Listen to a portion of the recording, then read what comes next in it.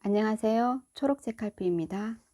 오늘은 유태인의 생각하는 방식을 배우게 하는 책 탈무드 읽어드리겠습니다.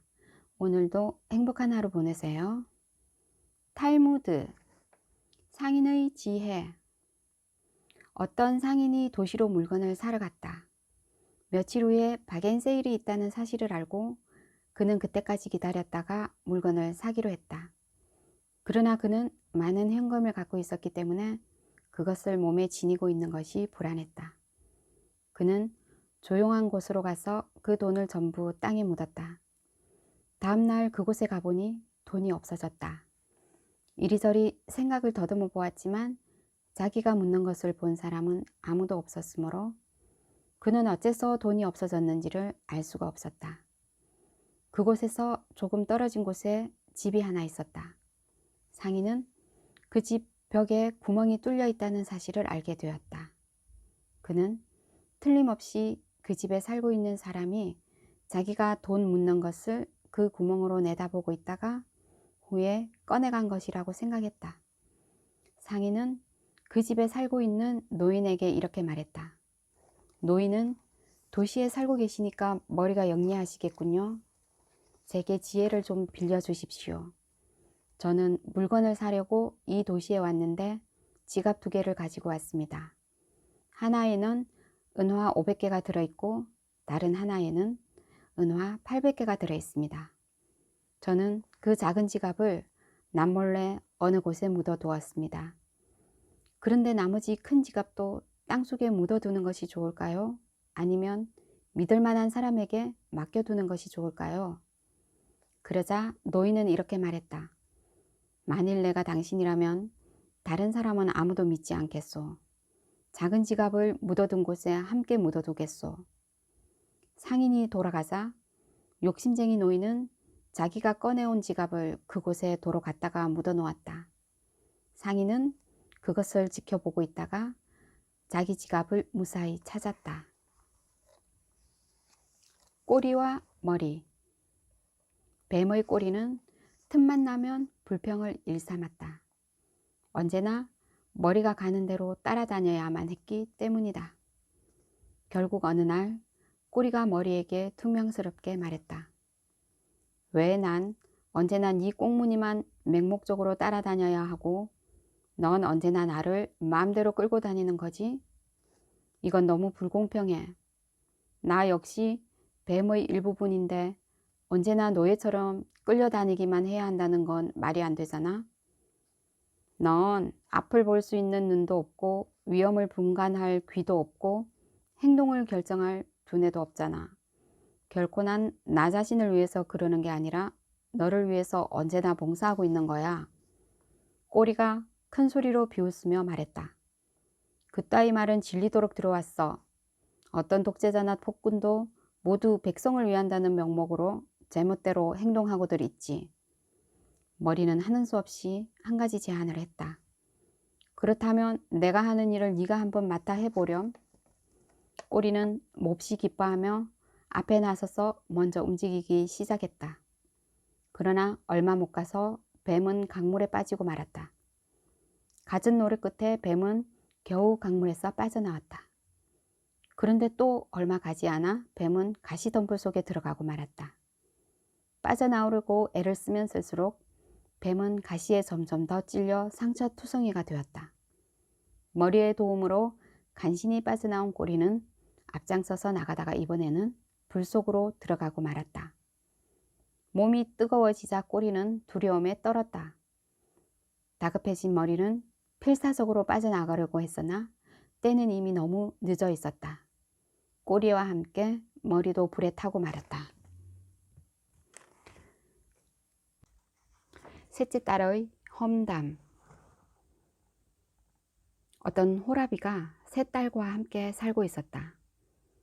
그는 딸들이 나이가 들수록 근심이 쌓이기 시작했다. 딸들이 모두 외모는 아름다웠지만 각자 하나씩 단점을 갖고 있었기 때문이다. 첫째 딸은 게으름을 피우고, 둘째는 남의 것을 자주 훔쳤으며, 셋째는 남을 험담하는 결점이었다. 한편 이웃 마을에 아들 삼형제를 둔 부유한 사람이 있었다. 그가 세 딸의 아버지에게 자기 아들들과 혼인을 시키자고 청해왔다. 세 딸의 아버지는 딸들의 결점을 조심스럽게 고백했다. 그러자 그는 자기가 책임지고 버릇을 고쳐놓겠다고 약속했다. 마침내 세 자매와 세 아들은 결혼을 했다. 시아버지는 게으름뱅이 맏며느리에게는 하녀를 여러 명 고용해주고 도둑질하는 버릇이 있는 며느리에게는 큰 창고 열쇠를 내어주며 무엇이든 갖고 싶은 대로 가지라고 했다. 그리고 험담하기를 좋아하는 셋째 며느리에게는 매일 아침마다 오늘은 남을 헐뜯을 것이 없느냐 하고 물었다. 어느 날 친정아버지는 딸들이 궁금해 사돈댁으로 갔다. 큰딸은 마음대로 게으름을 피며 살 수 있어 즐겁다고 했다. 둘째 딸은 갖고 싶은 것을 마음대로 가질 수 있어 행복하다고 말했다. 그러나 셋째 딸은 시아버지가 자기에게 무엇이든 캐물어서 괴롭다고 했다. 친정아버지는 셋째 딸의 말만은 믿지 않았다. 셋째 딸은 시아버지까지도 헐뜯고 있었기 때문이다. 유서 속에 담긴 지혜. 홀로 아들을 키운 아버지는 아들이 장성하자 외국에 유학을 보냈다. 그런데 아버지가 중병에 걸리고 말았다. 아버지는 아무래도 아들을 만나지 못하고 죽을 것 같아 유서를 썼다. 유서의 내용은 자기의 전 재산을 한 하인에게 물려주되 아들이 원하는 것 한 가지만을 아들에게 주도록 하라는 것이었다. 아버지가 돌아가시자 하인은 자신의 행운을 기뻐하며 아들에게 달려가 아버지의 부음을 전했다. 그리고 문제의 유서를 내보였다. 아들은 하인으로부터 충격적인 사실을 전해 듣고 몹시 슬퍼하는 가운데 유서의 내용을 읽고 당혹스러움을 감추지 못했다. 아버지의 장례를 치른 뒤 아들은 스승을 찾아가 말했다. 아버지는 왜 저에게 재산을 조금도 물려주시지 않았을까요? 제 기억에는 한 번도 아버지를 속상하게 해드린 적이 없었는데 무엇이 서운하셨던 걸까요? 스승이 대답했다. 자네 아버지는 참으로 현명한 분일세. 자네를 끔찍이 사랑하신 분이라는 걸 알겠어. 이 유서를 보면 그걸 알 수 있다네. 하인에게 재산을 다 물려주시고 제게는 아무것도 남겨주시지 않았는데도 말입니까? 저는 이것이 아버지의 애정을 조금도 느낄 수 없는 어리석은 행위로밖에는 생각되질 않습니다. 자네는 아버지의 현명함을 배워야 하네. 자네가 아버지의 진정한 마음을 알았다면 자네에게 훌륭한 유산을 남겨주셨다는 사실을 깨달았을 걸세. 자네 아버지는 임종할 무렵 자네가 집에 없기 때문에 하인이 재산을 가지고 도망가거나 재산을 탕진하거나 심지어는 아버지의 부음을 아들에게 전하지 않을지도 모른다고 생각하고 모든 재산을 하인에게 주신 걸세. 재산을 물려받은 하인은 기쁨에 넘쳐 자네에게 그 사실을 확인시켜서 결국 재산이 고스란히 자네에게 돌아갈 것을 알고 계셨던 거네. 아직도 전 그 뜻을 모르겠습니다. 젊은 사람이라 아직 지혜가 미치지 못하는군. 하인의 재산은 모두 주인에게 속한다는 것을 자네는 모르는가? 자네의 아버지는 자네가 원하는 것 중 한 가지만은 자네에게 물려주신다고 분명히 말씀하시지 않았는가? 그러니 자네는 그 하인을 선택하면 되는 걸세. 이 얼마나 현명하고 애정이 넘치는 생각이시었는가 말일세. 그제야 젊은 아들은 아버지의 깊은 뜻을 깨닫고 스승의 말대로 한 다음 하인을 해방시켜 주었다. 그 후로 젊은 아들은 늘 이렇게 말했다. 역시 나이 많은 사람의 지혜는 당해내지 못해. 선과 악의 동행. 거대한 홍수가 나서 세상을 물로 뒤덮었다. 선은 모든 동물들이 노아의 방주로 몰려드는 것을 보고 자신도 살기 위해 헐레벌떡 달려왔다. 그러나 선은 노아의 제지로 배에 오를 수가 없었다. 짝이 있어야만 배에 탈 수가 있습니다. 할 수 없이 선은 다시 돌아와 짝이 될 대상을 찾아다녔다. 결국 선은 악을 찾아 같이 방주로 돌아왔다. 그 이후로 선과 악은 항상 동행하는 짝이 된 것이다. 소경의 등. 한 남자가 깜깜한 밤길을 걸어가고 있었다. 그런데 맞은편에서 소경이 등불을 들고 걸어왔다. 남자는 소경에게 물어보았다.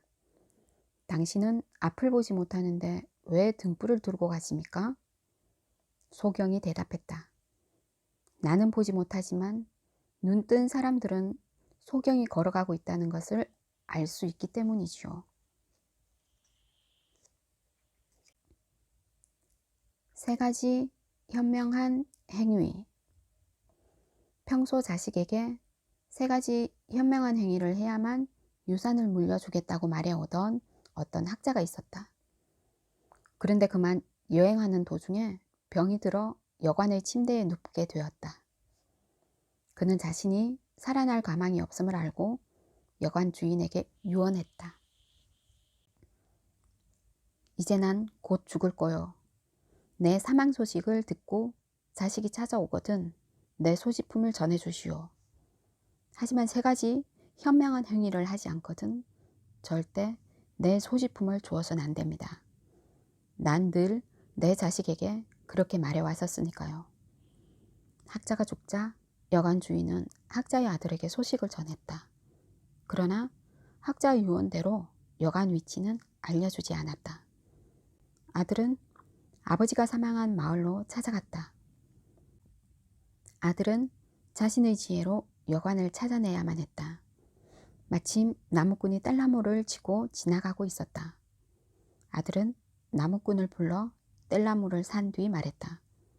이 나무를 여행 중이던 학자가 죽은 여관으로 배달해 주시오.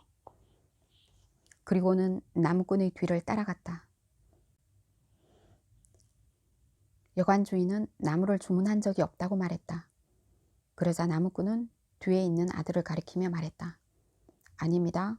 저 젊은이가 이 나무를 사서 전해주라고 했습니다. 이것이 그의 첫 번째 현명한 행위였다. 여관 주인은 죽은 학자의 아들을 저녁 식사에 초대했다. 식탁에는 주인 부부와 각각 2명의 아들과 딸 모두 7사람이 앉았다.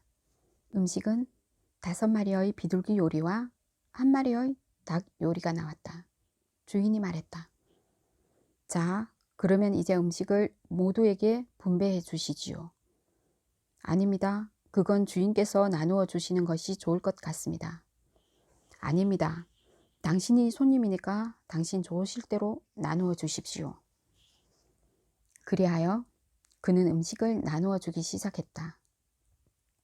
우선 비둘기 1마리를 2 아들에게 주고 또 1마리는 2 딸, 그리고 또 1마리는 주인 부부에게, 나머지 2마리는 자기 몫으로 놓았다.